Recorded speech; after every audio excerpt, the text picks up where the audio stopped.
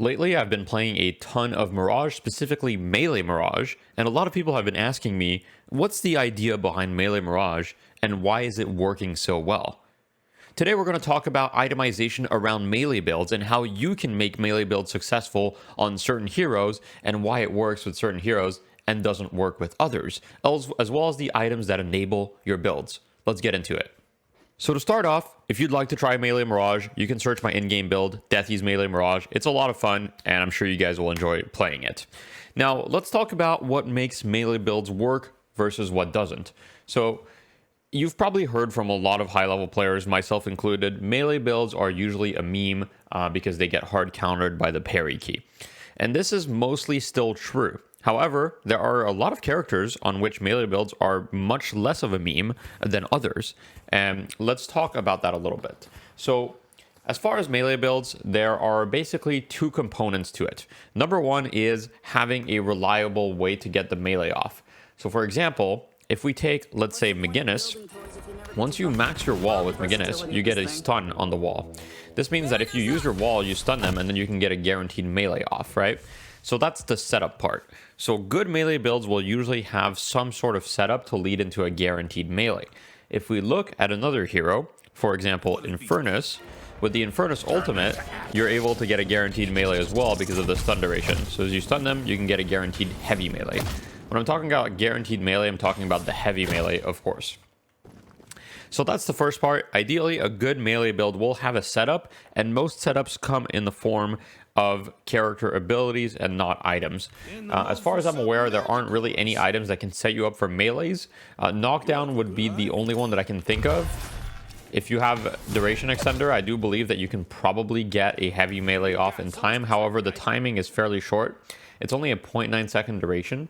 And even if you do get duration extender, for example, here, I believe the stun duration is still only 1 second, so you have to be right next to them as you're doing it, which means that most setups are going to come in the form of hero abilities. This is very important to understand.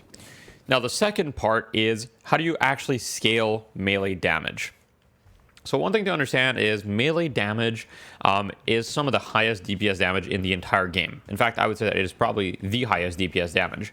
And the reason for that is because it requires you to be right next to someone, and it's very unreliable damage, right? And if you try to melee someone and they parry you, then the punishment is very high. You're stunned for a while and you take extra damage while on the ground. This means in most situations, a parry, especially early on, is guaranteed death. So in order to balance around that, the developers have made it so melee does a ton of damage, especially when you itemize for it. Considering melee is already pretty much the highest DPS in the game, any character that has inherent damage amplification will work well with melee because your melee attacks are going to do ridiculous amounts of damage. For example, with Infernus, you've got Catalyst. This ability gives you 25% damage amp. This is global damage amp, and so it amplifies damage from all of your sources, including melee items. So the combo with Infernus is you'll put the Catalyst on them, and you'll punch them, and you'll do a ton of damage. You don't even need that many melee items to do a lot of damage. For example, if I just buy melee charge, melee lifesteal, and spirit strike, which is a total of, I believe, 2,250 souls, so really not that crazy. If I catalyst this and I punch, my punch just did a lot of damage. It was kind of hard to see, but I believe it's around 250 to 300 damage. So basically, in order to amplify your damage, any character that has inherent damage amplification will make melee builds better. There's a few characters that benefit from this. For example, you've got, you do have McGinnis. So McGinnis here has damage amp with the wall, 25% damage amp. So that's great for melee builds on top of the stun. So McGinnis has always been one of the go-to characters for melee builds. Then you've got a character like Pocket who has damage amp on his Barrage. Now Pocket melee is a little bit of a meme because he's a squishier character and he has a lot of negative resistance, so it's kind of hard to get off. But in theory, with the Barrage damage amp, if you max this, you're able to get 40% damage amp if you hit all of your barrages. And therefore, if you buy all the melee items, your melee damage will be pretty insane. You can't see, but you know, it was definitely a significant amount of damage. It'll probably be easier if I just do it on a bot Infernus. Let me just remove the cooldowns. Yeah, so that's like probably 250 damage, roughly, to 300 damage. Probably maybe a little bit closer to 300, actually.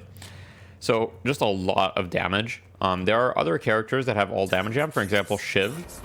Shiv with his rage. So when he's at max rage, especially when you put 2 points in the ult, you get 25% all damage amp, which makes your melee do a lot more damage. And this is one thing that can enable melee Shiv to work, as well as the fact that that Shiv naturally wants to get in there and be in melee range.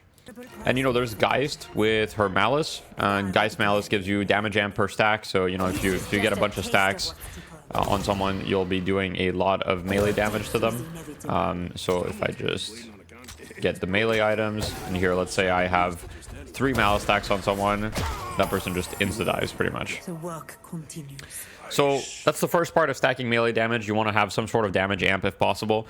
This doesn't mean melee builds don't work on people that don't have damage amp, and that's what we're going to talk about next, is what are the other scaling mechanics. So Mirage, for example, you guys might know Mirage doesn't have any damage amp on his kit at all. And yet, melee Mirage still works. Why is that? The reason why melee Mirage works is because melee damage is considered as bullet damage. And Mirage has a Scarab, and when you put 2 points into the Fire Scarab, it gives minus 25% bullet resist. This debuff lasts for 14 seconds. And this is the reason why you do so much melee damage. As you can see, one punch there did basically 300 damage.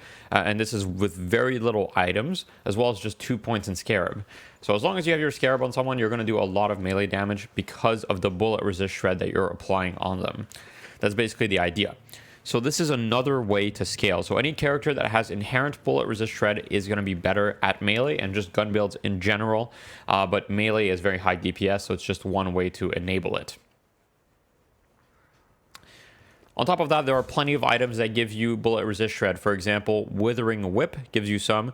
You've got bullet resist shredder as well. And then you have items like Hunter's Aura right here, which can give you up to 27% bullet resist shred. And basically, if you stack all of these items, then you end up, you know, getting to a pretty ridiculous amount of bullet resist shred, meaning you're going to start like one-shotting people.